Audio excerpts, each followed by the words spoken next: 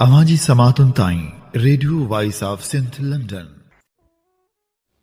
अॼोके दौर में मज़लूम माण्हुनि जो इंतिहाई सघारो आवाज़ इंटरनेट जे आधार दुनिया जी कुंड कुड़च ताईं मज़लूम माण्हुनि जे मसइलनि खे पहुचाईंदड़ दर्दमंद माण्हुनि जो आवाज़ बणियल radio voice of Sindh London, जंहिं असीं अवां जी ख़िदमत में पेश कंदा आहियूं गुलाबनि जहिड़ा गीत, मालूमाती प्रोग्राम, उन सां गॾु ॾाहनि जा कोल, तकरीरूं ऐं तहरीरूं। छा अवां radio voice of Sindh London जे यूट्यूब चैनल खे सब्सक्राइब कयो आहे? जे न त हींअर ई यूट्यूब चैनल खे सब्सक्राइब करियो, लाइक करियो ऐं वधि में वधि असांजे प्रोग्रामनि खे दोस्तनि ताईं पहुचायो।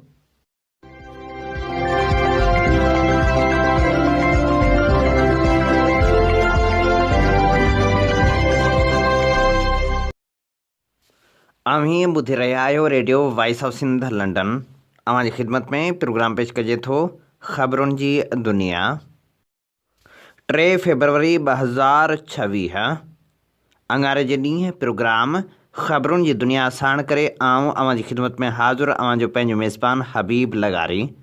सभ खां पहिरियां पेश करियूं था ख़ासि ख़बरूं।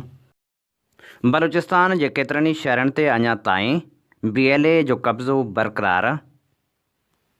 छिकताइण वारी सूरतहाल ख़तम थी न सघे, हुकूमत जो जारिहाणो रवैयो। सूबे में अवामी इज्तिमाउनि ते पाबंदी, इंटरनेट बंदि।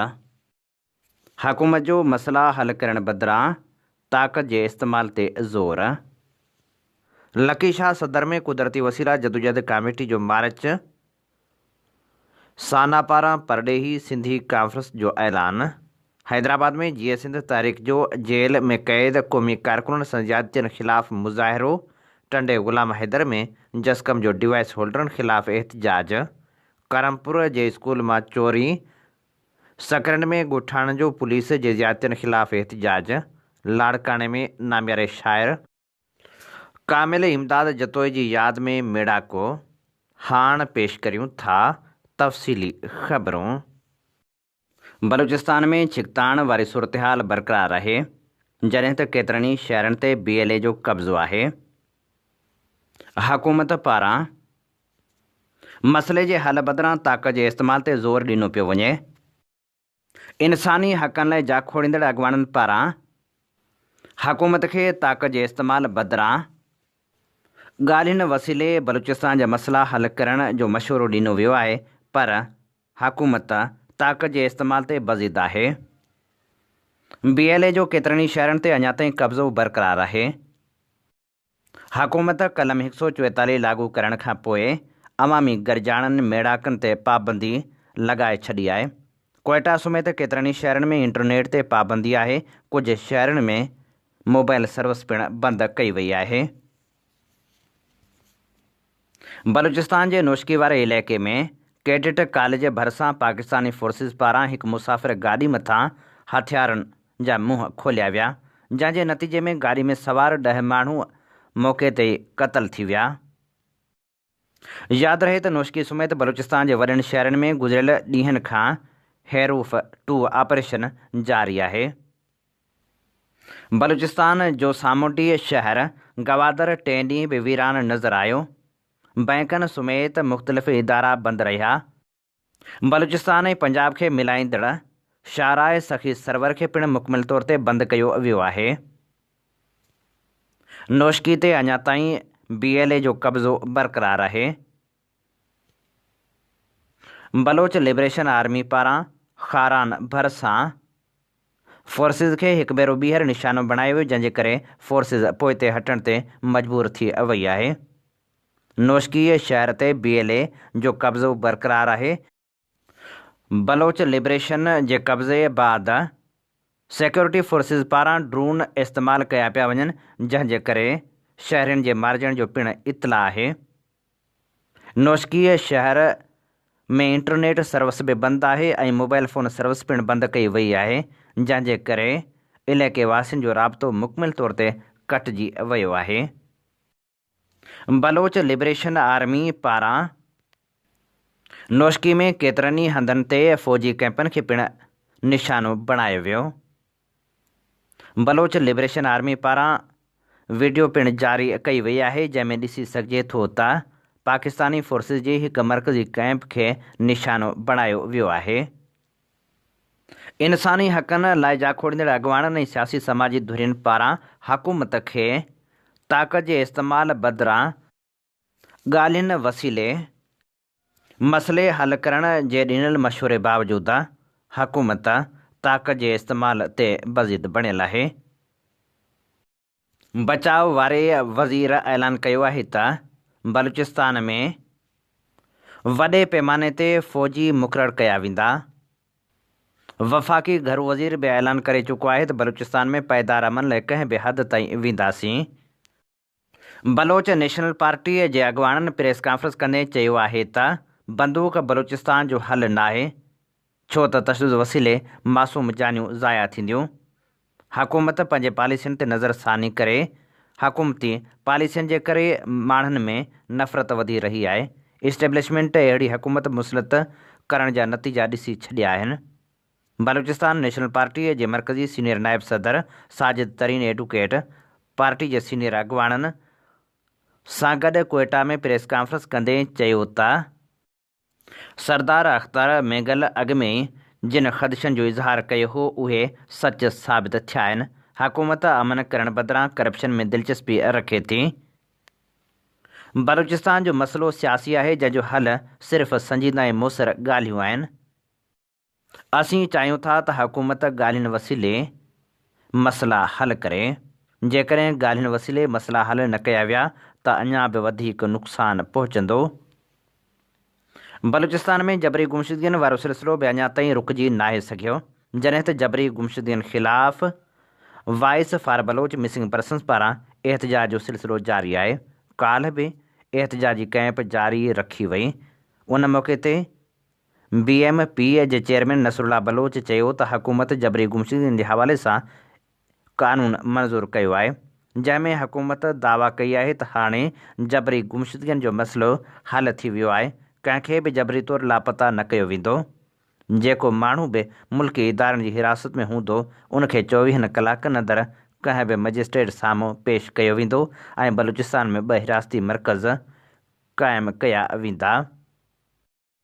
जबरी गुमशुदगियुनि बाबति कानून मंज़ूरु थियण बावजूदि अञा ताईं जबरी गुमशुदगियुनि जो सिलसिलो जारी आहे। केतिरनि ई नौजवाननि खे खंभे गुम कयो वियो आहे, जिन खे किथे बि पेश नाहे कयो वियो, जंहिं ते असांखे ॻणती आहे। हुननि चयो त हुकूमत फ़ौरी तौर ते जबरी तौर लापता थियल माण्हुनि खे आज़ादु करे। कुदरती वसीला जदोजहद कमेटी जे सॾ ते लकी शाह सदर खां पैदल मार्च करे दरगाह ते हाज़िरी भरी वई, जंहिं बाद जदोजहद जो बाज़ाब्ता ऐलान कयो वियो। मार्च में वॾे अघ में सियासी कारकुननि, समाजी अॻुवाणनि ऐं इलाइक़े वासियुनि शिरकत कई। लकी शाह शहर में अॻुवाणनि ख़िताब कंदे चयो त सिंध कुदरती वसीलनि सां मालामाल हुअण बावजूदि हितां जे रहवासियुनि खे बुनियादी सहूलियतुनि खां महरूम रखियो वियो आहे। ख़ासि तौर ते ॿारनि लाइ गैस जहिड़ी अहम सहूलियत बि मौजूदु नाहे। ख़िताब कंदे अॻुवाणनि सिंध यूनाइटेड पार्टी ज़िले जामशोरे जे सदर ऐं कुदरती वसीला जदोजहद कमेटी जे कन्वीनर ख़ुदाबश थेबो, सदीर अहमद रिंद, गुलशेर खोसो, अब्दुल गफ़ूर कच्छी, मंठार छछर ऐं ॿियनि चयो त हीअ पुरअमन जदोजहद उन वक़्त ताईं जारी रहंदी जेसिताईं तालके मांझनि जे हर नंढे वॾे ॻोठ ऐं शहर खे गैस जी सहूलियत नथी मिले, मक़ामी माण्हुनि खे रोज़गार नथो ॾिनो वञे ऐं तरक़ियाती फंड इलाइक़े जे हक़ीक़ी तरक़ी ते ख़र्च नथो कयो वञे। पैदल मार्च मुख़्तलिफ़ इलाइक़नि मां गुज़रंदो वॾा छछर पहुतो, जिते कारकुननि ऐं अवाम पारां शानदार इस्तक़बाल कयो वियो, जॾहिं त मार्च अॼु पिणु जारी रहंदो ऐं मुख़्तलिफ़ शहरनि मां थींदो सुजाॻी पैदा कंदो।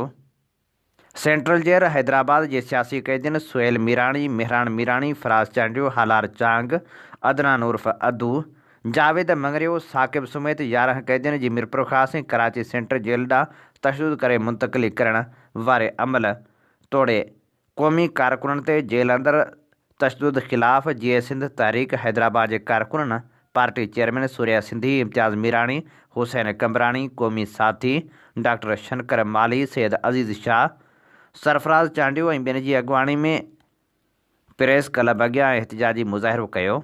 उन मौक़े ते अॻवाननि चयो त 21 जनवरी ते राति 1 वॻे सेंट्रल जेल हैदराबाद में बदतरीन तशदुद करे हैदराबाद सेंट्रल जेल जे सुप्रीडेंट करीम अब्बासी, गज़नफर शाह, शेरू पंजाबी, वकार ॾाॾे ऐं ॿियनि जेल अहलकारनि क़ौमी कारकुननि खे मिरपुरख़ास ऐं कराची सेंट्रल जेल मुंतक़िल कयो, जिते पिणु क़ौमी कारकुननि खे तशदुद जो निशानो बणायो वियो। हुननि मुतालबो कयो त जेल इंतिज़ामिया क़ौमी कारकुननि जो इलाज कराइण बदिरां सख़्तु तशदुद करे रही आहे, जंहिंजे करे क़ौमी कारकुन बीमार थी पिया आहिनि। हुननि मुतालबो कयो त फ़ौरी तौर ते क़ौमी कारकुननि जो इलाज करायो वञे।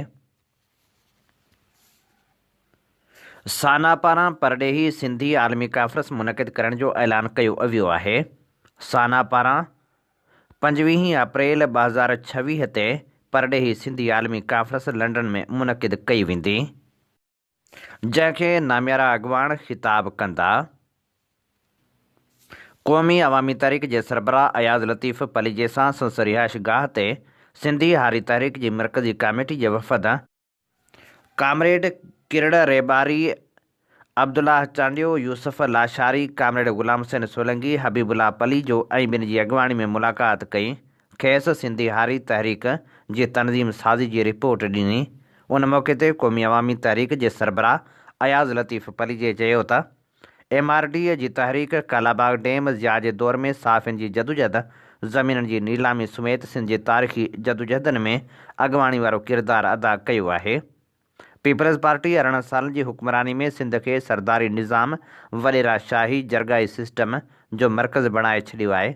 जेसिताईं पीपल्स पार्टीअ जी करप्ट सिंध हुकूमत इक़्तिदार ते क़ाबिज़ रहंदी, तेसिताईं सिंध जा हारी ख़ुशहाल न थी सघंदा। अयाज़ लतीफ़ पलीजे चयो त इक़्तिदार ते करप्ट ऐं अवाम माफ़िया जो कब्ज़ो आहे। हुक्मरान तबिको बादशाही ज़िंदगी गुज़ारे थो। सिंध समेत मुल्क जे समूरनि वसीलनि खे लूटियो वियो, पर हारी, मज़दूर, शागिर्द, उस्ताद ऐं पोरित तबिको अञा ताईं बुनियादी इंसानी हक़नि खां महरूम आहे। अयाज़ लतीफ़ पलीजे चयो त महांगाई तमामु घणी वधी वई आहे। सिंध जी अक्सरियती आबादी हारी, मज़दूरी, पोरित, दुकानदार, निंढो रोज़गार कंदड़ माण्हू मुसलसल बदहाली तरफ़ वधी रहिया आहिनि। गुरबत वधी रही आहे। अलमनाक सूरतहाल इहा आहे जो जिन वटि पैसो आहे उहे माण्हू तेज़ी सां ॿियनि मुल्कनि ॾांहुं मुंतक़िल थी रहिया आहिनि। तमामु घणा टैक्स मड़े हर शोबे जे माण्हू खे न पूड़ियो पियो वञे। अवामी टैक्स मां अवाम खे तालीम, सिहत समेत बुनियादी सहूलियतूं ॾियण बदिरां हुक्मरान पंहिंजी ज़िंदगी बादशाही वारी बणाए रहिया आहिनि।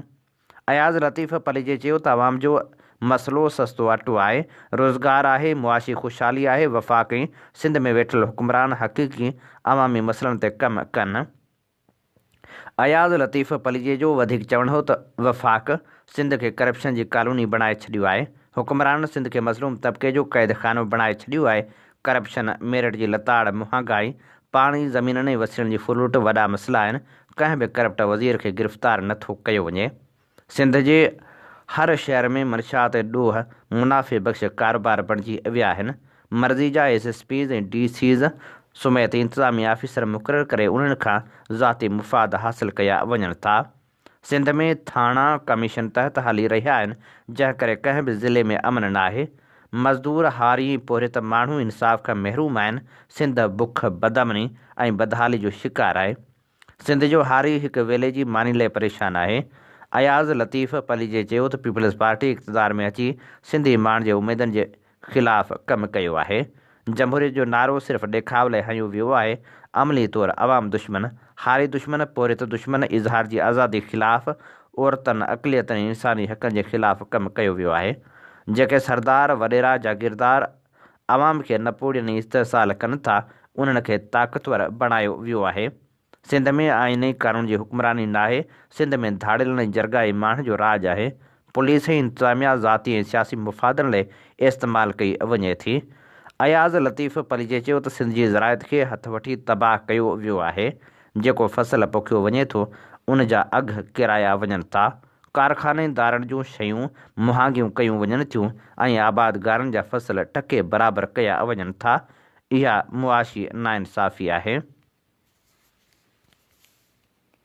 सिंध यूनाइटेड पार्टी तालके नवाबशाह जे अॻवान मीरजान मक्सी, यासिर जमाली, वहीद मिठियाणी, निज़ाम जमाली, नासिर मक्सी ऐं ॿियनि 8 फेबरवरी ते ऐलानियल तहफ़ुज़ आइन पाकिस्तान जी मुल्कगीर शटरबंद ऐं फ़िरथा रोक हड़ताल खे कामयाबु करण लाइ नवाबशाह शहर जे कारोबारी दोस्तनि ऐं ट्रांसपोर्टरनि में पंफलेट विरहाया, जॾहिं त दौड़ में पिणु पंफलेट विरहाया विया ऐं शहरियुनि खे हड़ताल जो सॾु ॾिनो वियो।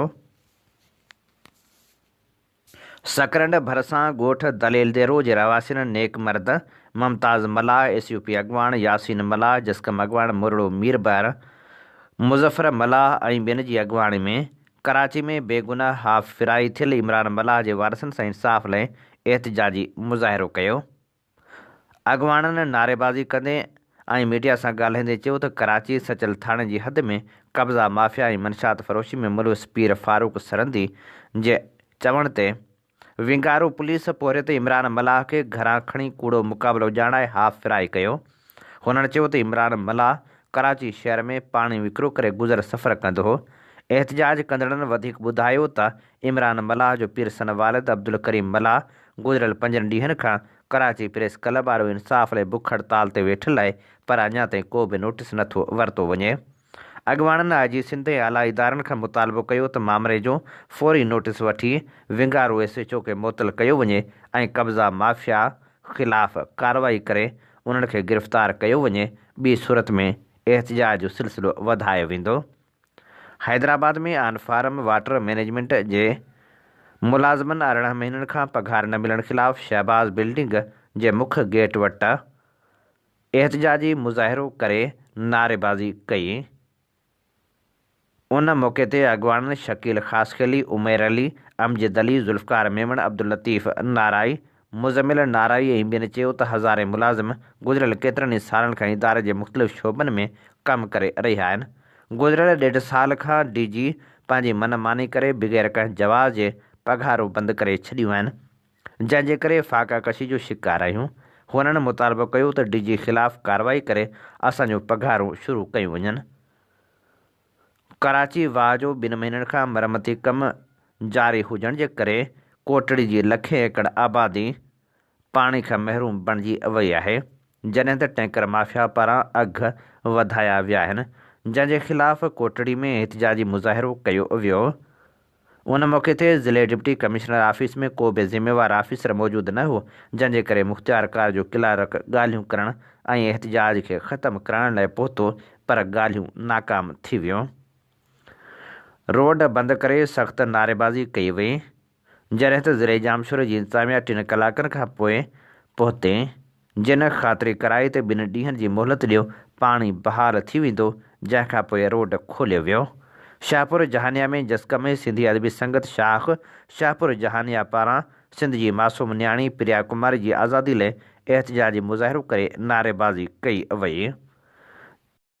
जसाफ़ जस्कम शहीद बशीर ख़ान कुरैशीअ जे मरकज़ी सॾ ते ज़रे यूनिवर्सिटी जी इंतिज़ामिया तरफ़ां जसाफ़ शहीद बशीर ख़ान जे मरकज़ी अॻवाननि कारकुननि मथां दाख़िल कयल केसनि ख़िलाफ़ लतीफ़ यूनिवर्सिटी में एहतिजाजी मुज़ाहिरो कयो वियो। एहतिजाज जी अॻवानी जसाफ़ ज़िले Latif varsity general secretary Sharjeel Shar, Ashfaq Mahar, Faiz फिलपोटो, फराज़ महर, अली दोस्त फिलपोटो ऐं ॿिया करे रहिया हुआ। उन मौक़े ते मुतालबो कयो वियो त फ़ौरी तौर ते क़ौमी कारकुननि मथां दाख़िल केस ख़तमु कया वञनि। करमपुर प्राइमरी स्कूल मां नामालूम चोर स्कूल जा ताला टोड़े स्कूल अंदरि लॻियल पखा ऐं तारूं चोरी करे विया। वाक़े ख़िलाफ़ शागिर्दनि पारां एहतिजाजी मुज़ाहिरो करे सख़्त नारेबाज़ी कई वई। उन मौक़े ते एहतिजाज कंदड़नि चयो त स्कूल मां चोरी थियल सामान जल्द वापसि ॾियारियो वञे, ॿी सूरत में तदरीसी अमल जो बाइकाट करे एहतिजाज जो दाइरो वधायो वेंदो। टंडे ग़ुलाम हैदर जी UC नज़रपुर जी वरड़ मोरी ते डिवाइस होल्डरनि पारां वज़ीफ़े मां कटौती करण ख़िलाफ़ GA सिंध क़ौमी मुहाज़ आरिसर ऐं ॻोठनि पारां एहतिजाजी मुज़ाहिरो कयो वियो। उन मौक़े ते इब्राहिम सिंधी, ज़ुल्फ़कार नोतकाणी ऐं ॿियनि चयो त बेनज़ीर इनकम सपोर्ट प्रोग्राम जे वज़ीफ़े जी रक़म मां कटौती कंदड़ डिवाइस होल्डरनि ख़िलाफ़ क़ानूनी कार्रवाई कई वञे। फुल भरिसां ॻोठ कलरो वासी हारपो कंदड़ पोरित शमन मलाह, एजाज़ मलाह ऐं नसीर मलाह प्रेस क्लब पहुची एहतिजाजी मुज़ाहिरो कयो। उन मौक़े ते ॻाल्हाईंदे हुन चयो त मुंहिंजी भेण 5 दर्जे जी शागिर्दियाणी 11 सालनि जी फौजिया मलाह खे हफ़्तो अॻु असांजी बिरादरी जो अली रज़ा मलाह, निज़ाम मलाह ऐं ॿिया अगवा करे विया आहिनि। असां फुल थाणे ते अगवा जो केस दाख़िल करायो आहे, पर पुलिस अगवा कंदड़नि ख़िलाफ़ को बि क़दम नाहे खंयो। उन मौक़े ते हुननि मुतालबो कयो त फौरी तौरु कार्रवाई करे मुंहिंजी भेण खे बाज़ियाब करायो वञे। मदे जी भरिसां मिर्ज़ापुर में कुझु ॾींहं अॻु पुलिस मुक़ाबले में मारिजी वियल पीरसन दोदो जुणेजो ऐं अब्दुल गफ़ूर जुणेजो जे वारसनि पारां वाक़े ख़िलाफ़ एहतिजाजी मुज़ाहिरो कयो वियो, जॾहिं त पुलिस जवाबदारनि ख़िलाफ़ कार्रवाई करण बदिरां मुज़ाहिरीन मथां केस दाख़िल करे छॾियो आहे। सिंधियन नेशनल कांग्रेस पारां टंडो मस्ती में हफ़्तेवार स्टडी सर्कल कयो वियो। सर्कल में सिंधियन नेशनल कांग्रेस गंबड़ जे अॻुवान उस्ताद फ़रीद रतड़, सिंध जे क़ौमी दानिश्वर साईं ख़ाकी जोए जे किताब तनज़ीमकारी जा उसूल ते ॻाल्हि ॿोल कई, जंहिंमें यूनिट कोलाब जेल जे chief organiser Altaf Jakhar, deputy chief organiser Waseem Noonari, Zahoor Pahwar ऐं ॿियनि शिरकत कई। STP टंडो अलहयार जे ज़िले काउंसिल जो इजलास ज़िले नायब सदर मीर मोहम्मद पिताफ़ी जी सदारत में STP हाउस ते थी गुज़रियो। इजलास में 14 फरवरी ते हैदराबाद बाईपास ते थींदड़ योम मादरे वतन जलसे बाबति अहम फ़ैसिला कया विया। इजलास में ज़िले जनरल सेक्रेटरी एडवोकेट महबूब समो, प्रेस तर्जमान कामरेड जाफ़र सिंधी, मुख्तियार लगारी, तालका झंडो मरी जे सदर, साजन लगारी, राशिद अली आराई, इब्राहिम मेओ, शकूर गराणो, गज़फ़र डेश्क, ज़ाहिद लगारी, गुल मोहम्मद रिंद ऐं ॿियनि वॾे अंग में शिरकत कई। सिंधी अदबी संगत शाख लाड़काणे पारां नामियारे शाइर ऐं ब्रॉडकास्टर कामिल इमदाद जतोई जी यादि में ताज़ियती मेड़ाको मुनक़िद कयो वियो, जंहिंजी सदारत अदीब सिद्दीक़ सुमरो कई। उन मौक़े ते सदारती ॻाल्हि ॿोल कंदे सदीक़ सुमरे चयो त कामिल इमदाद जतोई जी शख़्सियत घण रुखी हुई।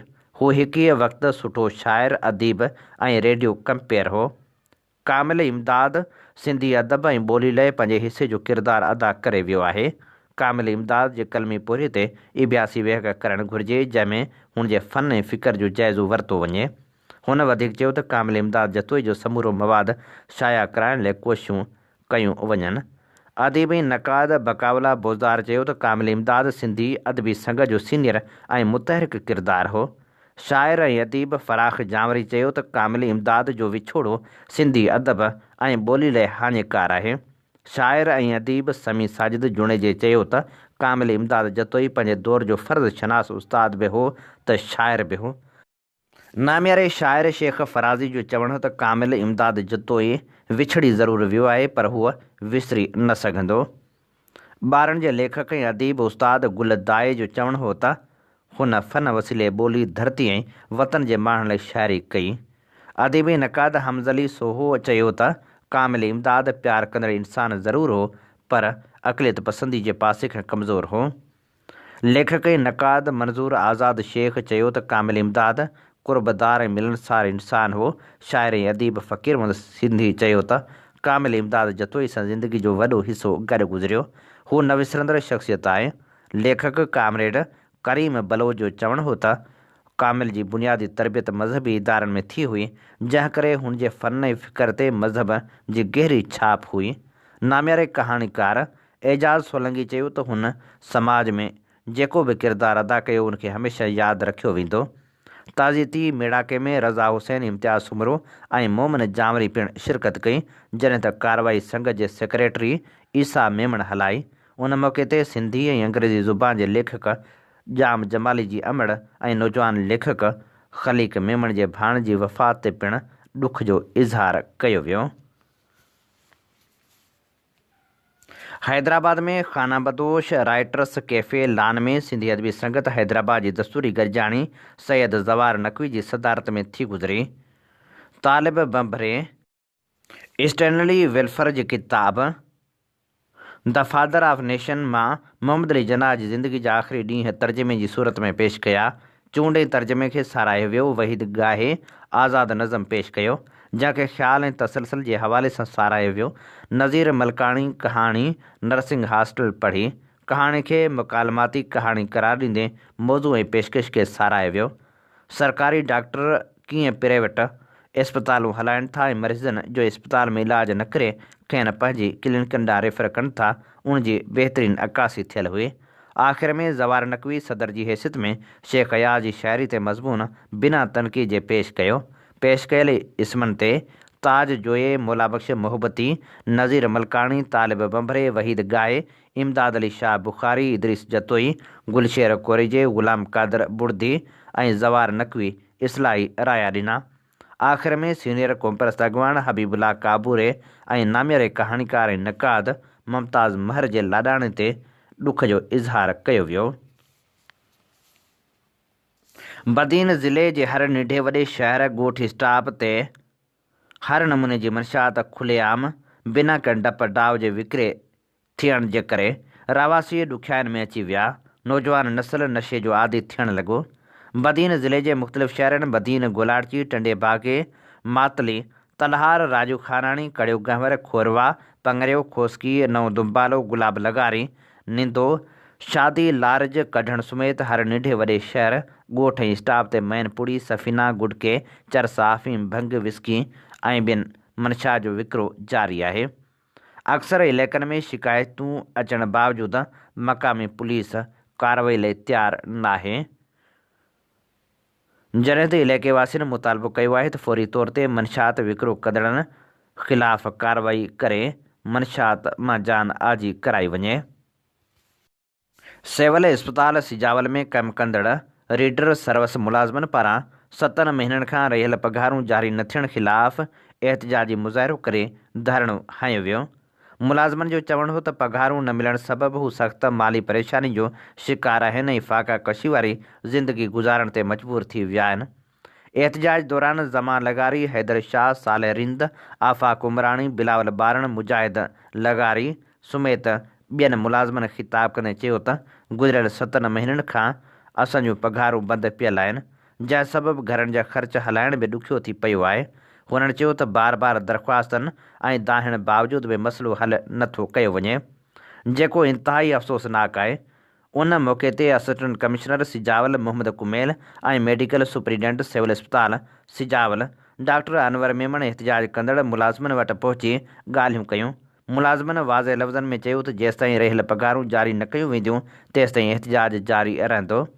MS सिविल इस्पताल डॉक्टर अनवर मेमण एहतिजाज कंदड़नि खे ख़ातिरी कराईंदे चयो त रीडर सर्विस मुलाज़िमनि जे पघारनि जो मसइलो आला इख़्तियारनि ॾाढो हफ़्ते अंदरि हल कराइण जी भरपूर कोशिशि कई वेंदी। आख़िर में एहतिजाज कंदड़ मुलाज़िमनि आला इख़्तियारनि खां मुतालबो कयो त फ़ौरी तौर नोटिस वठी असांजूं रहियल पघारूं ॾिनियूं वञनि, ॿी सूरत में एहतिजाज जो सिलसिलो वधायो वेंदो। टंडे जाम जे ॻोठ फ़क़ीर महमूद अब्बासी जे रहवासियुनि बुनियादी सहूलियतूं न मिलण ख़िलाफ़ एहतिजाजी मुज़ाहिरो कयो। टंडे जाम जी UC 67 जे ॻोठ फ़क़ीर महमूद अब्बासी जे रहवासियुनि पारां ॻोठ में बुनियादी सहूलियतुनि जी अणाट ख़िलाफ़ एहतिजाजी मुज़ाहिरो कयो वियो। उन मौक़े ते ॻोठाणनि जो चवणु हो त ॻोठ में 40 सालनि खां को बि तरक़ियाती कमु नाहे करायो वियो। ॻोठ में स्कूल, साफ़ पाणी, रोड, रस्ते समेत का बि बुनियादी सहूलियत मौजूदु नाहे। हुननि चयो त गुज़िरियल 40 सालनि खां पीपल्स पार्टी खे वोट ॾींदा रहिया आहियूं, पर वोटनि बावजूदि बुनियादी सहूलियतूं फ़राहम नथियूं कयूं वञनि। हुननि चयो त स्कूल न हुजण सबबि ॿार तालीम नथा पिराए सघनि, जॾहिं त ख़राब पाणी इस्तेमालु करण जे करे ॻोठाणा मुख़्तलिफ़ बीमारियुनि में मुब्तला थी रहिया आहिनि। हुननि चयो त UCA जे चेयरमैन ऐं वाइस चेयरमैन वटि केतिरा ई भेरा चकर काटिया आहिनि, पर को बि तदारक नथो कयो वञे। हुननि वसवारनि खां मुतालबो कयो त ॻोठ में स्कूल, साफ़ पाणी, रोड, रस्ते समेत बुनियादी सहूलियतूं फ़राहम कयूं वञनि। डिघड़ी तालके में महीने खां पाणी बंदि हुजण जे करे रहवासी सख़्त परेशानियुनि खे मुंहुं ॾियण लॻा आहिनि। फ़ेबरवरी महीने जी शुरूआति में ॿीहर पाणी जी बंदिश सबबि कणक ऐं ॿियनि फसलनि खे नुक़सानु पहुतो। हीअ असीं पेश करे रहिया हुआसीं ख़बरूं ऐं हाणे प्रोग्राम में शामिलु करियूं था बलूचिस्तान जी सूरत हाल ते ख़ासि रिपोर्ट। उमर दराज़ ऐं मोहम्मद काज़म जी रिपोर्ट असीं अव्हां जी ख़िदमत में पेश करे रहिया आहियूं BBC उर्दू जे थोरनि सां। बलूचिस्तान जे गादी वारे शहर क्वेटा समेत केतिरनि ई शहरनि में छंछरु ॾींहुं थियल हमलनि खां पोइ सूबे में अञा ताईं हालतूं मामूल ते अची न आहिनि सघियूं। सूबे में अवामी इज्तिमा ते पाबंदी बरक़रार आहे, जॾहिं त क्वेटा में शहरियुनि खे इंटरनेट जी सहूलियत बि मुयसरु न आहे, जॾहिं त किथे किथे मोबाइल फ़ोन सर्विस पिणु बंदि कई वई आहे। आचर वारे ॾींहुं बलूचिस्तान जे वॾे वज़ीर मीर सरफराज़ बुगटी प्रेस कॉन्फ्रेंस कंदे ॿुधायो हो त बलूचिस्तान में गुज़िरियल 40 कलाकनि दौरान कयल ऑपरेशन में 145 शिदत पसंद मारिया विया आहिनि। उन जा लाश बि असांजी तहवील में आहिनि।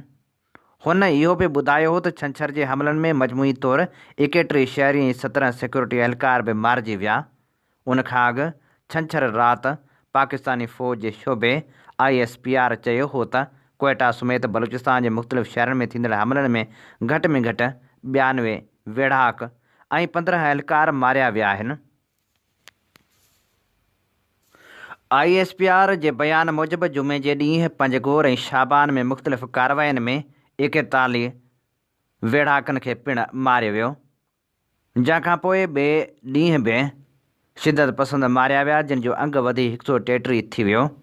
यादि रहे त उन्हनि जे हमलनि जी ज़िम्मेवारी पाबंदी पियल बलोच लिबरेशन आर्मी क़बूल कई हुई, जॾहिं त पाकिस्तान इन्हनि हमलनि खे फितनतुल हिंदुस्तान जी ज़िम्मेवारी करार ॾिनो हो।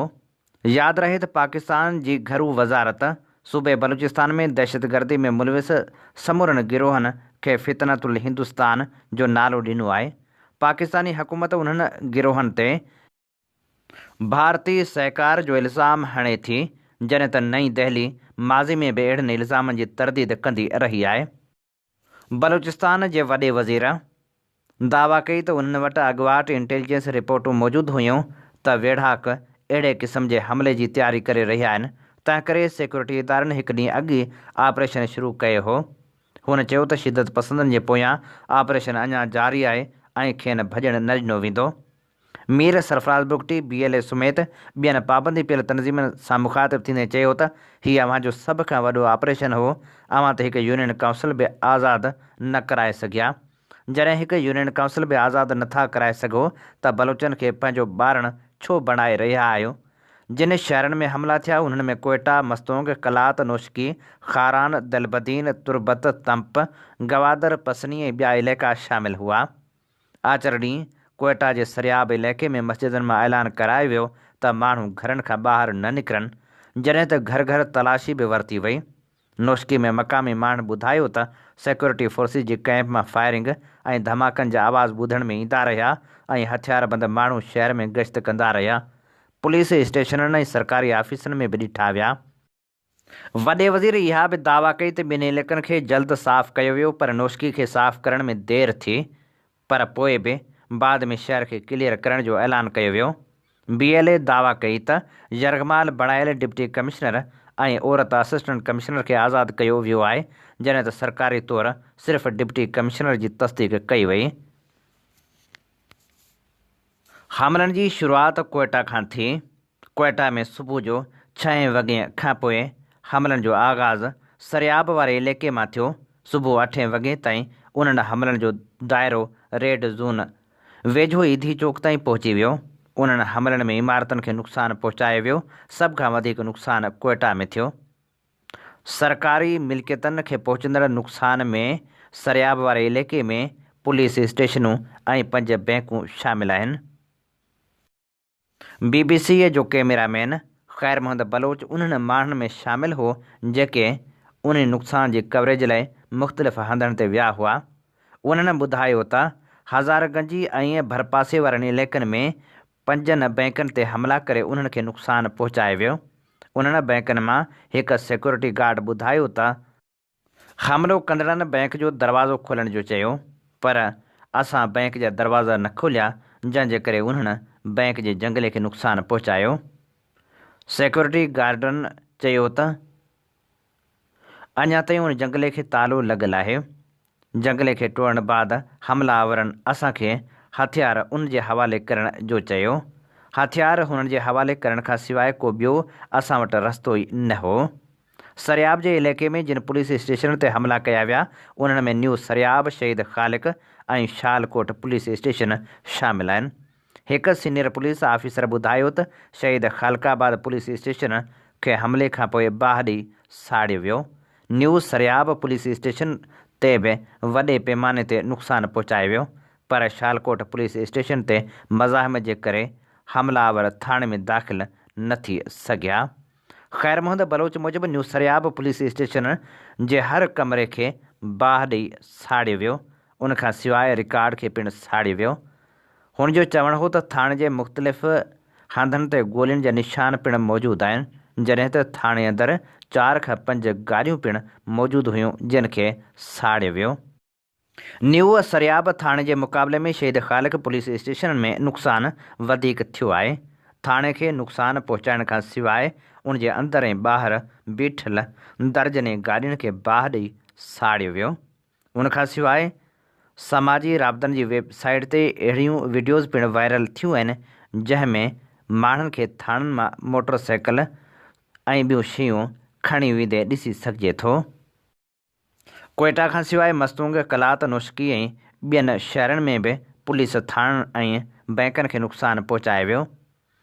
हमलनि खां पोइ रेड ज़ोन जे समूरनि रास्तनि ते ट्रक बीहारे उन्हनि खे सील कयो वियो हो ऐं सिक्योरिटी पिणु वधाई वई हुई।